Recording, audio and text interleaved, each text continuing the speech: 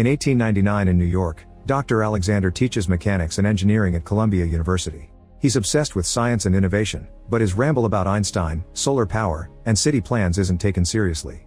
This obsession distracts him a lot from his other responsibilities, and he often forgets things, like the fact tonight he's supposed to meet his girlfriend at the park. After his friend reminds him of the date, Alexander rushes to the park and remembers he was also supposed to buy flowers, but he immediately gets distracted by another innovation, a horseless carriage. When the driver accidentally starts it, Alexander grabs the brake and stops it just in time. Then he runs to meet his girlfriend Emma and takes her on a walk through the park, apologizing for the lack of flowers but offering something much better instead, a marriage proposal. Emma says yes, and Alexander puts a beautiful ring with her birthstone on her finger. Suddenly the sweet moment is interrupted by an armed thief, who takes Alexander's wallet and tries to go for the ring too. Alexander tries to stop him, and in the struggle, the gun accidentally shoots Emma. As the thief runs, Alexander holds Emma close as she dies in his arms. For the next 4 years, Alexander is depressed and does nothing but work all day long, convinced that he can bring Emma back. His friends worry about him, but he ignores their concerns. One day, Alexander finally cleans up and reveals he's finished his latest invention, a time machine. He sits on it and immediately activates it, traveling back to the night of Emma's death. After a bright light surrounds him, he appears back in the park and sees Emma. He's missed her so much that he kisses her even though they're in public, then he drags her out of the park to avoid the thief. They take a carriage to go downtown and Emma reminds him he promised flowers, so Alexander enters a shop to buy them. At that moment, the horseless carriage causes an accident on the street and Alexander has to watch Emma die again. Later at the morgue, Alexander realizes that if he keeps going back he'll just see Emma die over and over, so instead he should travel to the future to see if advanced science can change the past. Once he returns to the time machine, Alexander starts it up and chooses to go to the future. As the machine glows again, he watches everything around him change, from the plants on his building to the clothing in the shops. Suddenly he accidentally drops the necklace with Emma's picture and fails to retrieve it, so the necklace also disappears through time. Eventually he makes it to the year 2030, and Alexander is amazed by the modern apartment buildings and screens everywhere.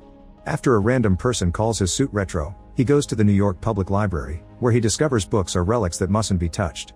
There are also a set of screens and a giant sphere battery that powers them to project Vox, a holographic librarian. Vox has access to every database on Earth, so Alexander asks him why he can't change the past, but Vox just says time traveling simply isn't possible and begins listing sci-fi works to the point he sings the soundtrack of famous movies. A frustrated Alexander returns to his time machine to go further into the future, but suddenly he feels some shaking and stops at the year 2037. He's shocked to see that the whole city has been destroyed and soon he's found by soldiers who want to help him evacuate because the moon is breaking up. Alexander looks up to confirm this disturbing claim, but at that moment something explodes and the ground starts cracking, giving him the chance to return to the machine.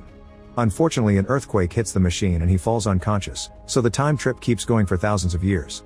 Earth changes around Alexander, going through dozens of different climates and environments that include a whole new ice age. Eventually Alexander wakes up and stops the machine to discover he's ended up in the year 800-2701 before he faints again. Sometime later, Alexander is dreaming about Emma while a mysterious person takes care of his wounds.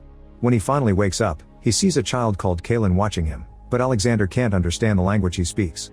Kaylin runs away and Alexander follows him, only to discover he's in a village built on a canyon. Then Kaylin yells a few words and all the villagers come to check on him, but the only one that can speak English is Mara, the woman that had been taking care of him and Kaylin's sister.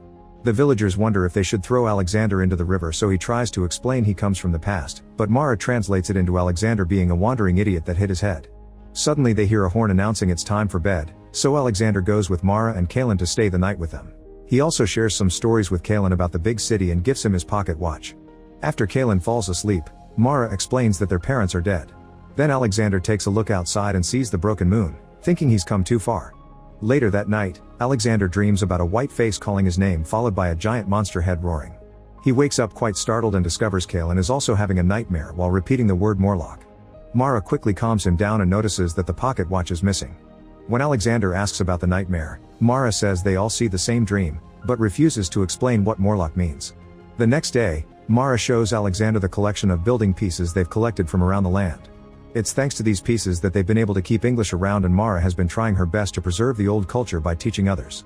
On their way back, Alexander wonders why he hasn't seen old people, so Mara says they're all dead without explaining why. The rest of the villagers are currently working in the field with the help of windmills, but Mara drags Alexander away to show him where his time machine is. While Alexander gets the machine ready, Mara asks him to take Kaylin with him.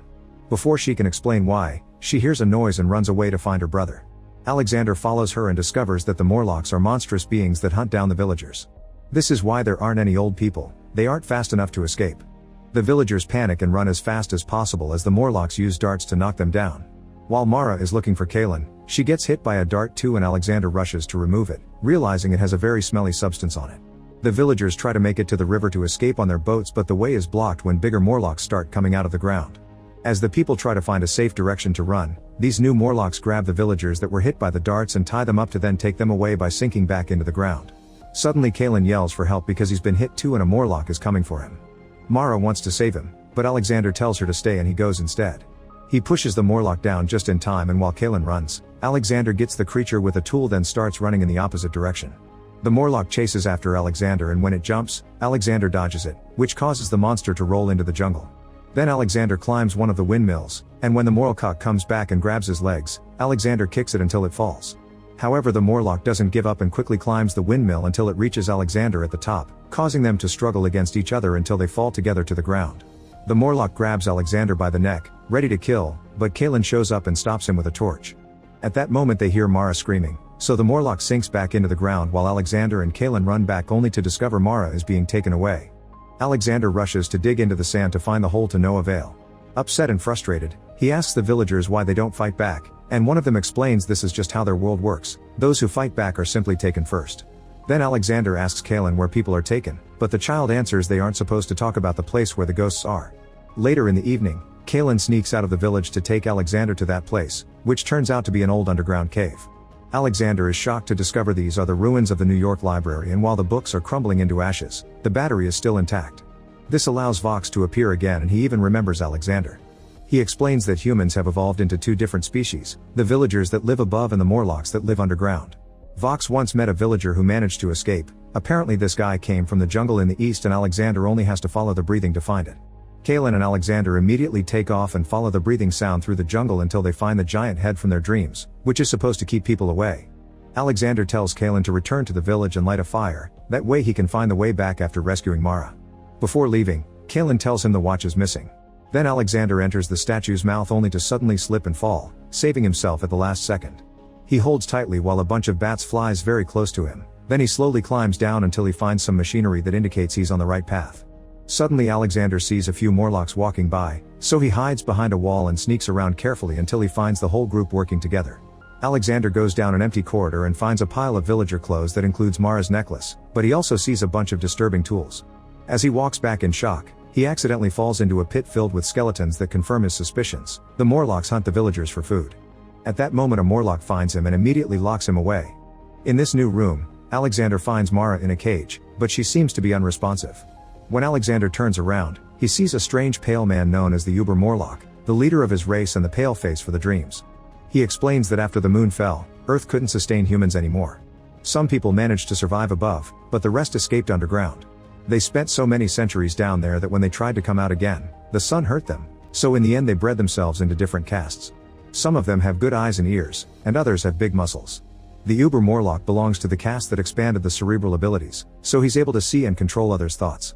He controls the other Morlocks so they won't overconsume and exhaust the food supply, and controls the villagers to use them as food. Sometimes he also controls their women to use them as breeding vessels, which is his plan for Mara. A furious Alexander says it's a corruption of every natural law, but Uber Morlock points out natural evolution did this and the unnatural thing is actually time travel.